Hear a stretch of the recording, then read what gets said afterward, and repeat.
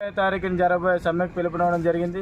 ఎందుకంటే మనందరికీ తెలిసిన సమస్యలే 2400 తీసేస్తామని, మనకి మెడికల్ సౌకర్యం లేకపోయినా సరే మనం వర్క్ చేస్తూ మన అనేక ఇబ్బందులు పడుతుంటే ఈ మేనేజ్మెంట్ కుట్ర పన్నుతూ ఇక్కడ కార్మికులు ఎక్కువ ఉన్నారని చెప్పేసి కేంద్ర ప్రభుత్వం మాకు ఆదేశాలు, మాకు ప్యాకేజీ ప్రకారంగా అని చెప్పేసి మనల్ని తొలగించడం ప్రయత్నం చేస్తుంది. కాబట్టి మన జీవన సమస్య, మన ఉద్యోగ భద్రత మనమే కాపాడుకోవాలి. కాబట్టి రేపు అందరం కూడా ఖచ్చితంగా సమ్మె జయప్రదం చేయాలి.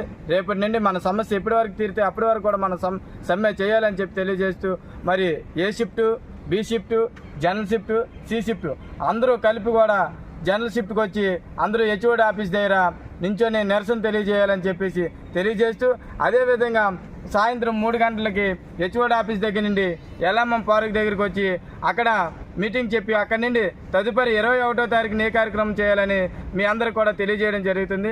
ఈ అఖిలపక్ష కాంట్రాక్ట్ కార్మిక సంఘాలు ఏవైతే తీర్మానం చేసి నిర్ణయాలు చేస్తున్నాయో అవన్నీ కూడా కార్మికుల యొక్క లాభదాయకమే తప్ప కార్మికులకి అన్యాయాలు చేసేవి కాదు. కాబట్టి మీరందరూ కూడా కార్మిక పిలుపుని కట్టుబడి ఈ సమ్మెని విజయవంతం చేయాలని చెప్పి మీ అందరికీ ప్రత్యేకమైన అభినందనలు తెలియజేస్తూ మీరందరూ కూడా ఈ సమ్మెలో పాల్గొనాలని కోరుతున్నాను.